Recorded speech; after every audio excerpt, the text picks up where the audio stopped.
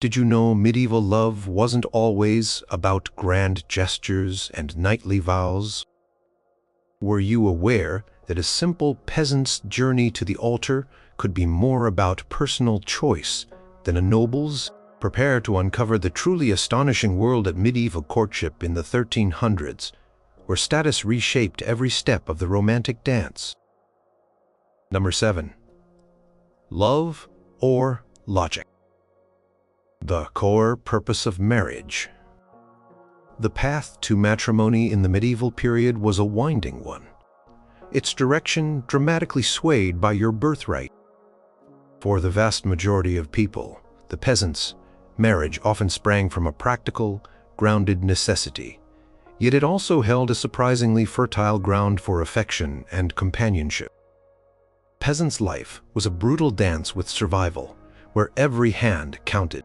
A strong partner meant a stronger household, a better chance against famine, illness, and the back-breaking labor of the fields.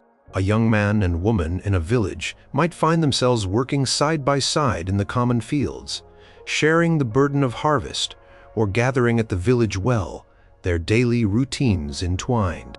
It was in these shared struggles and small moments that personal bonds could form, deep roots of mutual respect and even affection.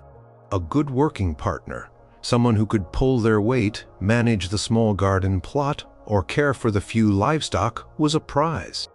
Such a partnership was not merely about economic survival, but about emotional support in a world that offered little comfort. When a peasant couple decided to wed, it often stemmed from a developing personal connection, a shared understanding of their difficult existence, and a mutual desire to build a life together, however modest.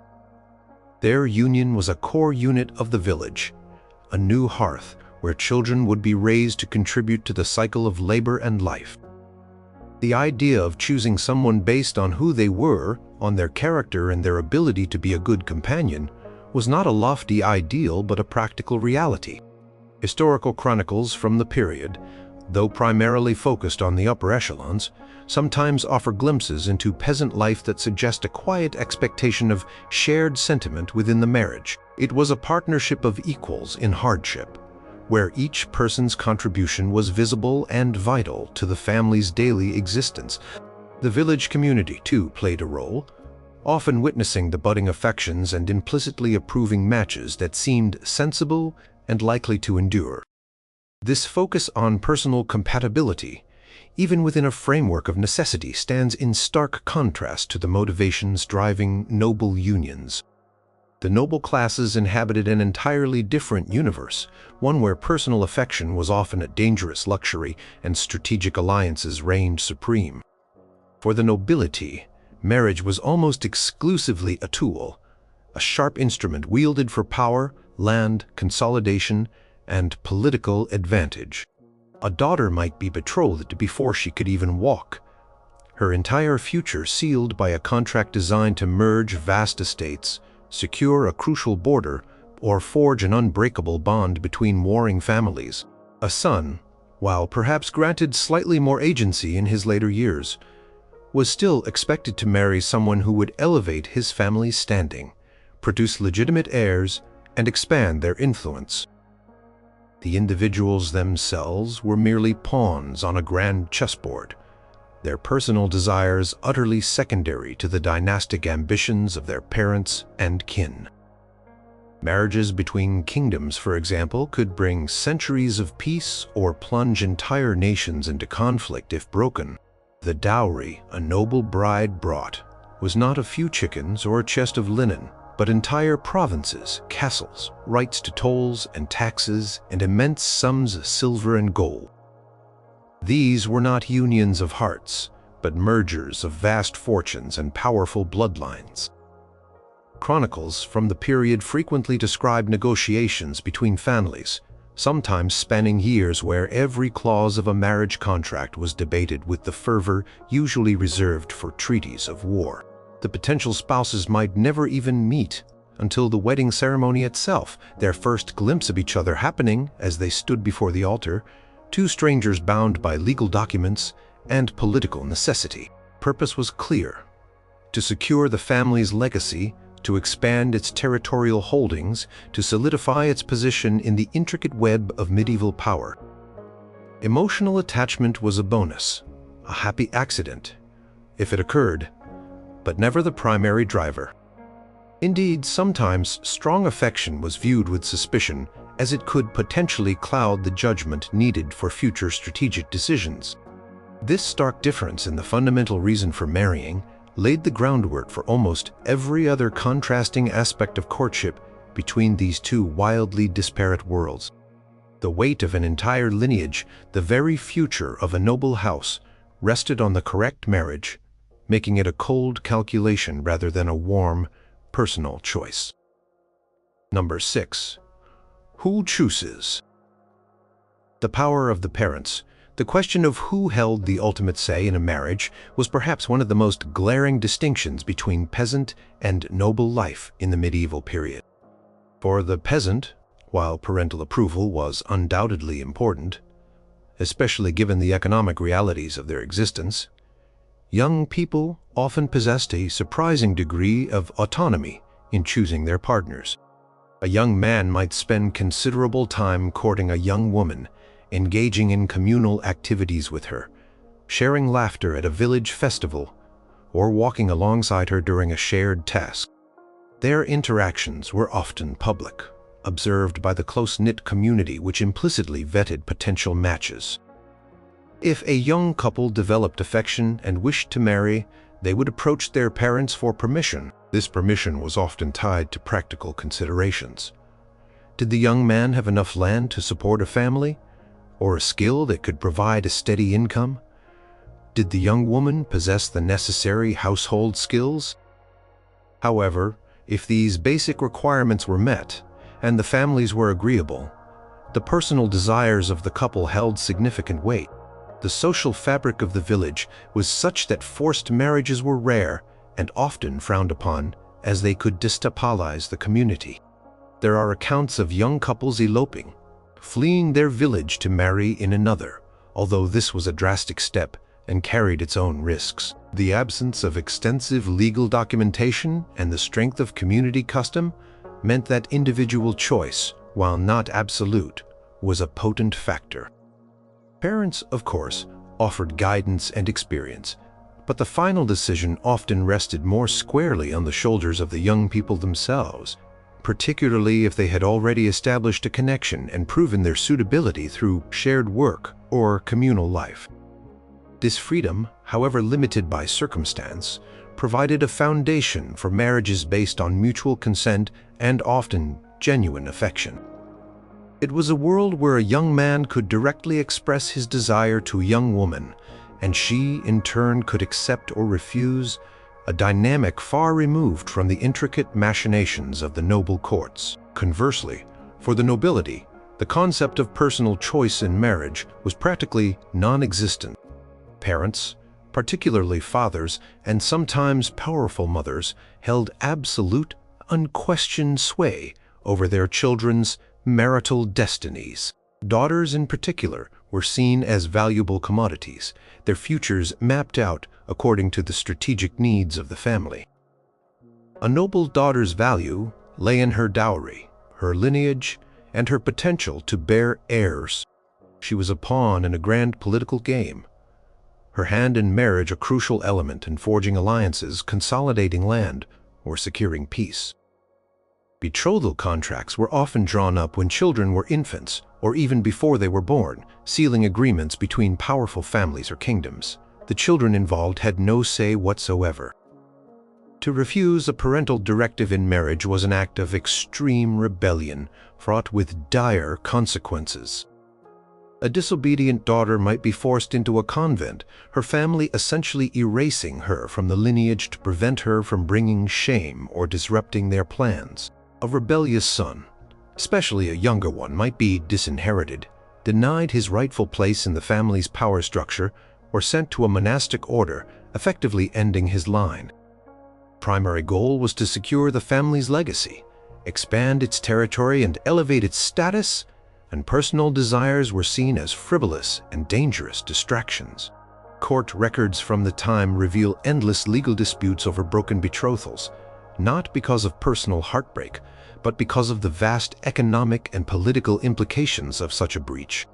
Royal marriages were the ultimate example of this ruthless pragmatism, where the crowns of nations were traded as easily as land, and children were sent across borders to marry strangers for the sake of political stability.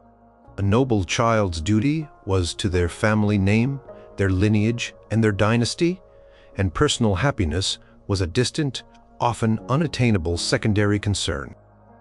This absolute control over marriage meant that the very idea of a noble courtship in the modern sense was largely absent, replaced instead by negotiations between powerful families, where the individuals themselves were merely signatures on a parchment. Number 5. Finding your match. Where you met your soulmate.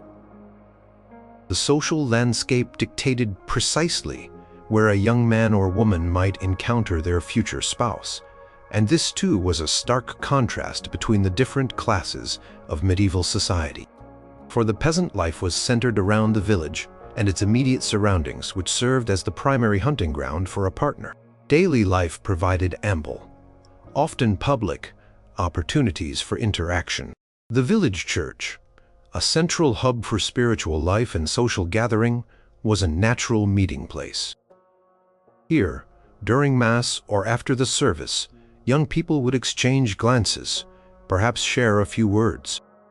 The bustling village market days were another key venue, where goods were exchanged, news was shared, and young men and women might encounter potential partners from neighboring hamlets. Seasonal festivals, like the boisterous May Day celebrations or the harvest feasts, were particularly fertile grounds for courtship.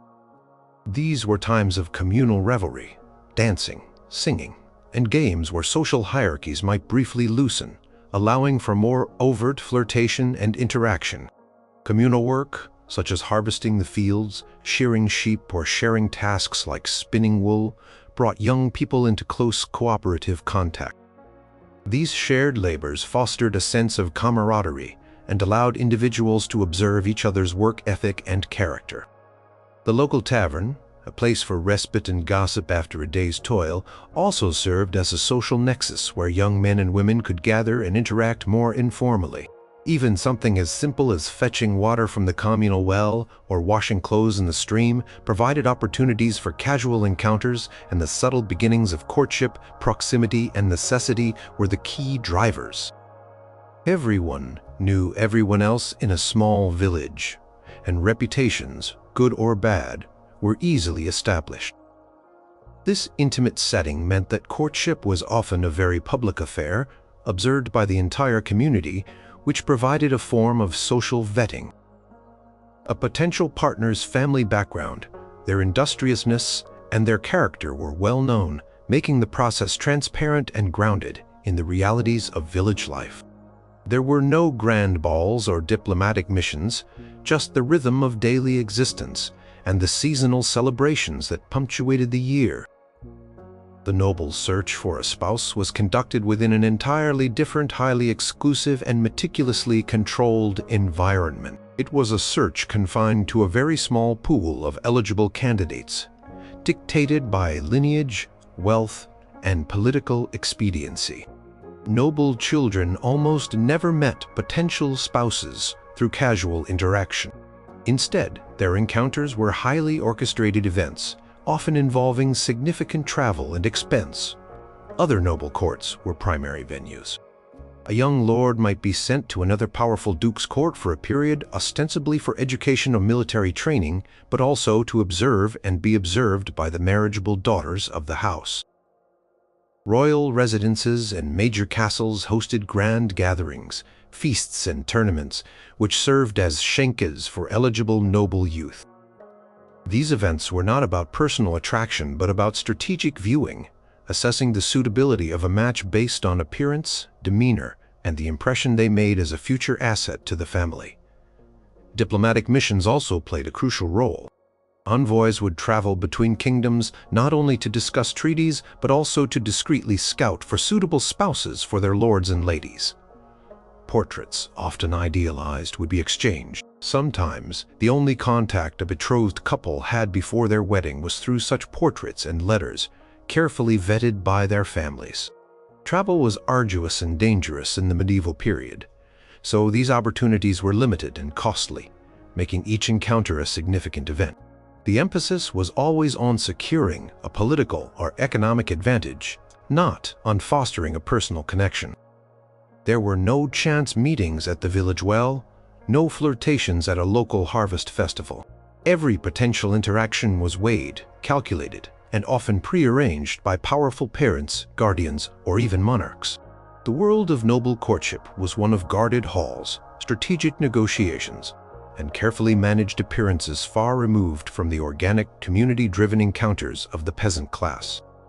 Their isolation within their class was a defining feature of their romantic prospects. Number 4. The price tag of a partner. Dowry, dower, and deeds. The economic exchange accompanying a marriage was another monumental difference, where the simple transactions of peasant life stood in stark contrast to the vast, complex financial dealings of the nobility. For a peasant couple, the price tag of a partner was largely symbolic and practical, centered around tangible household goods and, occasionally, a small amount of livestock or land use rights. The bride's family might contribute a modest dowry, which often consisted of essential items necessary to set up a new household. A few linen chests, cooking pots, a spinning wheel, perhaps some simple tools for farming. Sometimes, if the family was slightly better off, a cow, a few sheep, or a pig might be included, representing a vital boost to the young couple's meager resources. These items were not about accumulating wealth, but about enabling the new couple to establish a functional, self-sufficient household and begin their lives together. They were practical contributions to the immediate needs of survival. There were no intricate legal documents, no massive sums of money changing hands. Agreements were typically verbal, witnessed by the village elders or the local priest, and based on custom and communal understanding. The dower, which was the husband's provision for his wife should she become a widow, was equally modest for peasants. It often consisted of the right to continue living in the marital home or to use a specific plot of land, ensuring she would not be left destitute. It was a basic safety net, rooted in the shared understanding of a harsh existence where destitution was a constant threat. The focus was on ensuring the new couple's ability to work the land and contribute to the village economy, rather than on creating a multi-generational fortune. Every item exchanged had a direct and immediate use, reflecting the hand-to-mouth reality of their daily lives. The exchange was about forming a viable working unit, a microeconomy within the larger village, where combined resources meant a better chance at surviving the difficult medieval world. For the nobility, the exchange of dowry and dower was a dizzying, complex, and sometimes generations-long financial negotiation that dwarfed the wealth of entire regions. A noble dowry, provided by the bride's family to the grooms, was not just about money. It was a transfer of immense power and wealth. It could include vast tracts of fertile land, entire castles complete with their surrounding villages and the serfs who worked them rights to collect taxes or tolls from specific regions, immense sums of gold and silver coin, valuable jewels, and even claims to disputed territories. These were not mere household items but strategic assets that could shift the balance of power between rival families or even kingdoms. Legal documents detailing these exchanges were meticulously drafted, stretching for pages and sealed with the official sigils of powerful lords and ladies. The negotiations could last for years, with envoys, lawyers, and scribes poring over every clause, each paragraph a potential point of contention or advantage. A single marriage contract could define the future of a dynasty for centuries, determining who owned what land, who controlled which trade routes, and who held sway over vast populations. The dower, the provision made by the groom's family for his wife, in case she became a widow, was equally substantial. It ensured that a noble widow would maintain a lifestyle befitting her status, often granting her control over significant estates, castles, and their associated revenues, giving her considerable independent power. The focus was on protecting lineage, maintaining status, and securing future generations of wealth and influence, not on providing for basic survival. A noble marriage was a financial merger of colossal proportions, a strategic business deal where the bride and groom were the valuable assets being transferred. The sheer scale of the wealth involved and the intricate legal framework surrounding its transfer highlight the immense gap between the practical transactions of the peasant and the dynastic dealings of the noble class. Number 3. Before the big day, betrothal and hand fasting. The period leading up to the actual wedding ceremony, the time of formal engagement, looked incredibly different for peasants and nobles, reflecting their distinct social structures and legal frameworks. For peasants, a common practice was hand fasting, a public declaration of intent to marry. This was a relatively informal, yet widely recognized custom where a young man and woman would join hands, sometimes before witnesses from the community, to signify their commitment to each other. Hand fasting was often a preliminary step, essentially a public engagement, and in many places it could even serve as a trial period. A couple might live together after hand fasting for a year and a day to see if their union was practical and harmonious. If the arrangement worked out, they would proceed with a more formal marriage ceremony, often blessed by the church. If it did not, they could separate, sometimes with fewer societal repercussions than a full church-sanctioned marriage would entail. This flexibility was crucial in a life where practicality trumped rigid formality. The agreement was less about legal contracts and more about community acceptance and mutual commitment. While the church sometimes frowned upon the less formal aspects of hand fasting, preferring a fully blessed union from the outset, the custom persisted due to its pragmatic benefits for peasant families. It allowed for a degree of personal compatibility to be tested before committing to a lifetime partnership, something immensely valuable in a hard-scrabble existence. The emphasis was on public acknowledgement and the couple's personal promise, witnessed by their neighbors, rather than on written decrees. It was a testament to the strength of local custom and the community's role in sanctioning unions, providing a simple yet effective pathway to marriage that suited their practical needs and communal spirit. The noble betrothal was a world apart, a formal, legally binding contract, often negotiated for years before the actual marriage. It was a complex and serious affair, not merely a promise, but an irrevocable agreement designed to secure political alliances and land transfers. These betrothals frequently took place when the prospective bride and groom were mere children, sometimes even infants, long before they could comprehend the gravity of the commitment. The process involved extensive legal documents meticulously drafted by scribes and lawyers, detailing every clause of the agreement, including the dowry, the dower, the lineage, and the future inheritance. Oaths were sworn often before high-ranking clergy or powerful magnates, and the contracts were sealed with the official sigils of the involved families, giving them the full weight of medieval law. Public pronouncement of the betrothal would often follow, solidifying the alliance in the eyes of the court and other noble houses. This was a statement of intent that carried enormous political and economic repercussions. Breaking a noble betrothal was an act of profound diplomatic and legal seriousness capable of sparking feuds, wars, or decades of costly legal battles over disputed lands and broken promises. Sometimes, if one of the parties was too young or absent, a proxy would stand in for them during the betrothal ceremony, further emphasizing the contractual nature over any personal connection. Rings or other symbols of wealth, often family heirlooms, might be exchanged, but these were symbols of the vast wealth and power being united, not tokens of personal affection. The noble betrothal was a deeply political act, a calculated move on the grand chessboard of medieval power, where individual desires were utterly irrelevant compared to the dynastic ambitions and strategic necessities of the involved families. It was a cold, formal pre-marriage, entirely devoid of the personal testing period or simple community witnessing found in peasant handfasting. Number 2. The wedding day itself. Grandeur or grounded reality.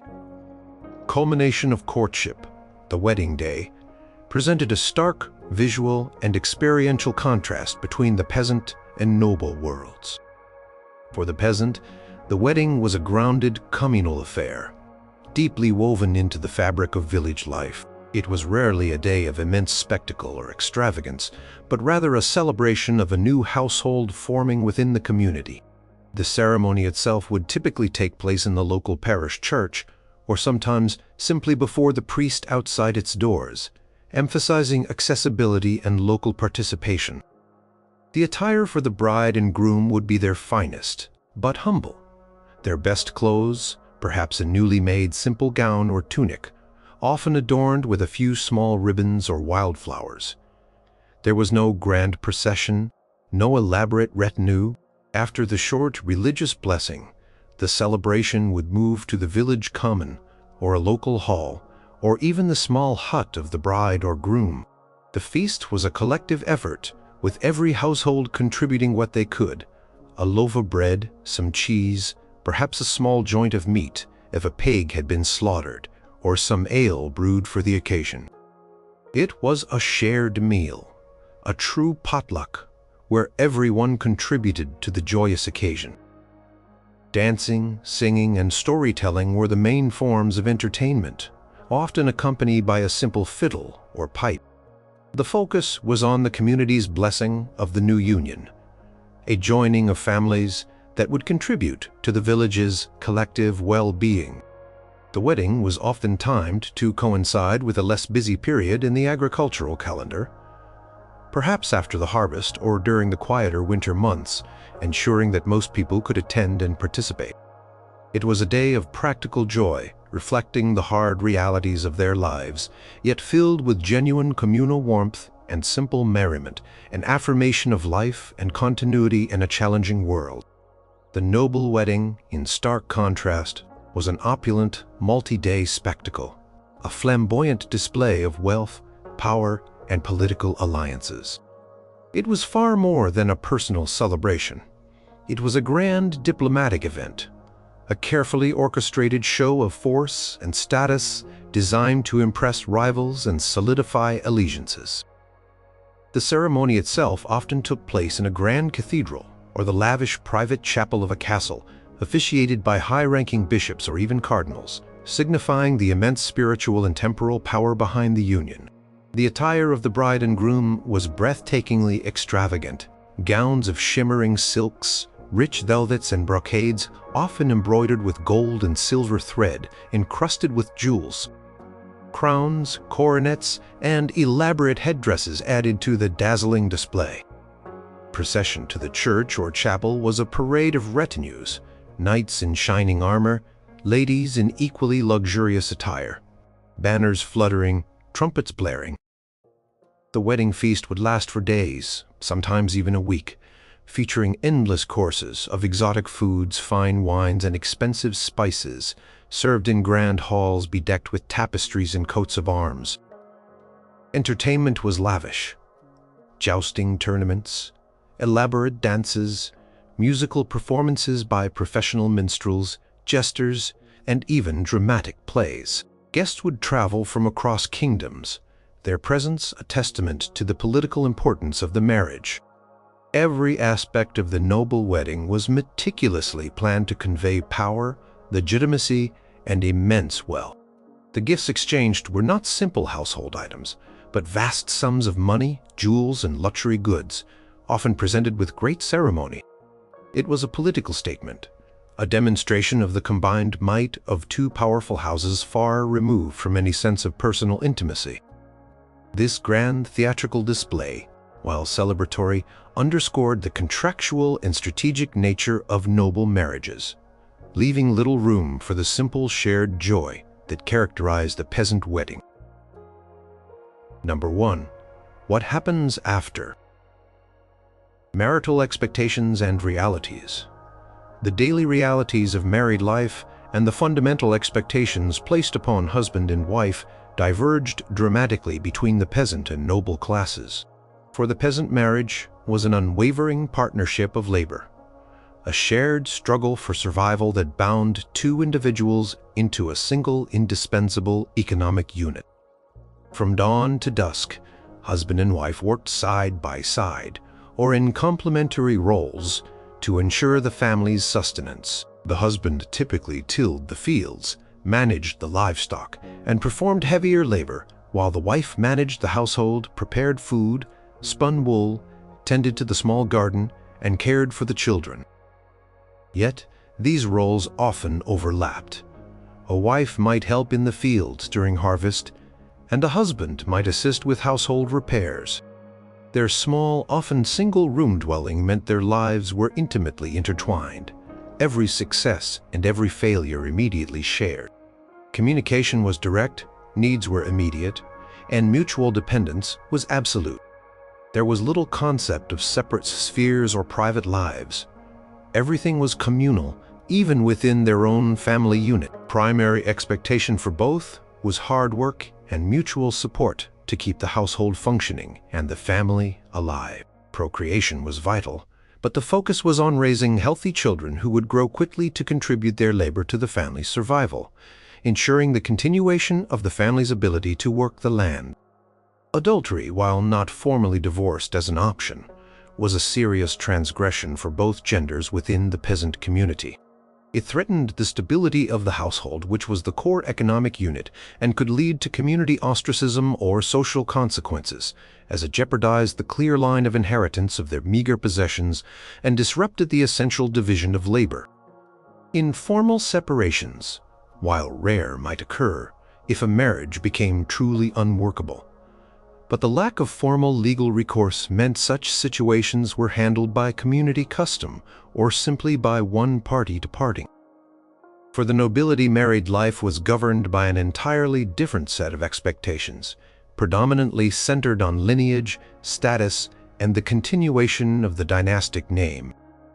Primary duty of a noble wife was to produce heirs, specifically male heirs, to ensure the uninterrupted succession of titles, lands, and power. Her personal affections or desires were secondary to this imperative. Noble husbands, while also needing to secure the lineage, often had more freedom to pursue political ambitions, military campaigns, or social engagements at court. A noble couple might spend significant periods apart, with the husband away at war or serving the king, and the wife managing the vast household estates, and sometimes even acting as a regent in his absence. Their lives, even within the same castle, could be remarkably separate. Wives often had their own apartments, staff, and financial resources, distinct from their husbands. While some noble couples undoubtedly developed genuine affection, it was rarely the foundation of their union, nor was it the primary expectation. Loyalty was to the family name and dynasty, not necessarily to the individual spouse. Adultery, while officially condemned by the church, was often tolerated for noblemen, especially if it did not threaten the legitimacy of their heirs or create public scandal. It was sometimes seen as a minor transgression or a natural outlet. For noble women, however, adultery was a catastrophic offense, threatening the purity of the bloodline and the legitimacy of potential heirs. Consequences for a noblewoman discovered in adultery could be severe, including disinheritance, imprisonment, or forced removal from society, as it directly undermined the very purpose of her marriage. Formal divorce was virtually impossible for both classes under church law, but for nobles, annulments which declared a marriage null from the beginning were a common and expensive tool. These were pursued for strategic, political, or dynastic reasons, often citing obscure canonical laws or claims of consanguinity, touting how the church's influence could be leveraged to dissolve inconvenient alliances, a luxury entirely unavailable to the peasant class.